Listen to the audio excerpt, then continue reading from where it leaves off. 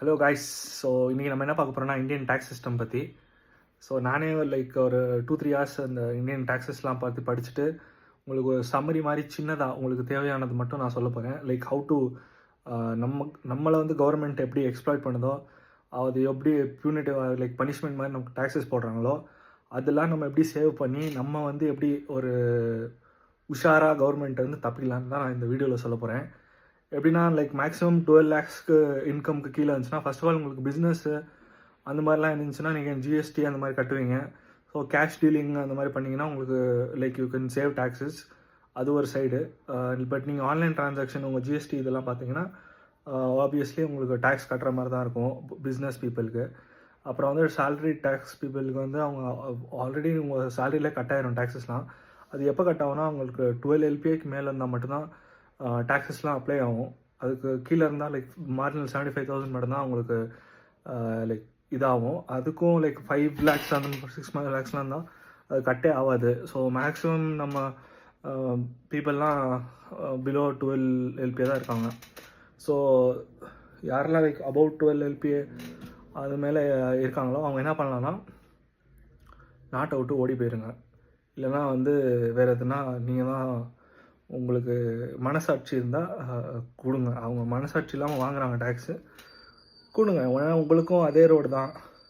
இப்போது ஒரு நார்மலான ஆள் வேலை இல்லாத ஆளுக்கும் அதே ரோடு தான், உங்களுக்கும் அதே இது தான், அவனுக்கும் அதே இது தான். எல்லாமே ஃபெசிலிட்டிஸ் கவர்மெண்ட்டு நீங்கள் போகிறதில்ல. கவர்மெண்ட் ஸ்கூலுக்காக இருக்கட்டும், கவர்மெண்ட் ஹாஸ்பிட்டலுக்காக இருக்கட்டும் நீங்கள் போகிறதில்ல. ஆனால் இந்த நிறையா மக்கள் போவாங்க. ஏழை மக்கள், வேலை இல்லாத மக்கள் போவாங்க. அவங்களுக்கு தான் நீங்கள் தான் கொடுக்குறீங்கன்னு ஒரு மாதிரி பார்க்க போனால் அதுதான். ஏன்னா பர்சனல் டேக்ஸ் தான் இந்தியாவில் ஜாஸ்தியாக இருக்குது. ப்ரொஃபஷ்னல் டேக்ஸ் இந்த பெரிய பெரிய பணக்காரங்களாம் லைக் அவங்களாம் லைக் எதுனா ஒரு பொய் சொல்லி சிஸ்டமையே மாற்றி டேக்ஸே கட்டுறதில்ல. நம்ம தான் கட்டிகிட்டே இருக்கோம். அதுவும் எஸ்பெஷலாக நம்ம சவுத் இந்தியாவில் தான் நிறைய டேக்ஸ் கட்டுறோம். பர்டிகுலராக தமிழ்நாடு, இந்த கர்நாடகா, ஹைதராபாத் இவங்க தான் ஹையஸ்ட் டேக்ஸ் கட்டுறோம். ஆனால் நமக்கு ஒரு மண்ணும் கிடைக்கிறதில்ல. என்ன கிடைக்குதுன்னு நமக்கே தெரியுது.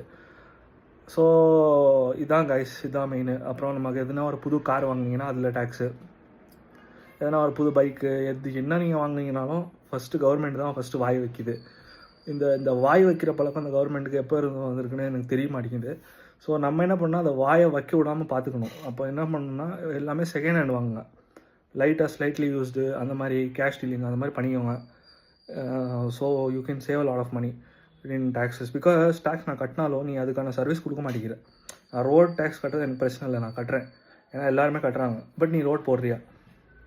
நான் டோல் கட்டுறேன், நீ வந்து அதுக்கான ஹை லெவல் சேஃப்டி அதெல்லாம் கொடுக்குறதில்ல.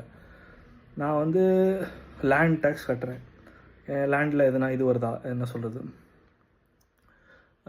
அந்த ஃபெசிலிட்டிஸ் நீ எனக்கு கொடுத்தா நான் வந்து சந்தோஷமாக நான் கட்டுவேன். நீ எதுவுமே கொடுக்காம சும்மா இன்கம் டேக்ஸ் அந்த மாதிரி பண்ணிவிட்டு இந்த கவர்மெண்ட் ஸ்டாஃப்ஸு அவங்க அடிக்கிற லூட்டி அது வேறு அது மாதிரி பண்ணிகிட்டு இருந்தீங்கன்னா எப்படி ஒரு மனுஷனுக்கு உங்கள்கிட்ட காசு கொடுக்குறதுக்கு மனசு வரும்?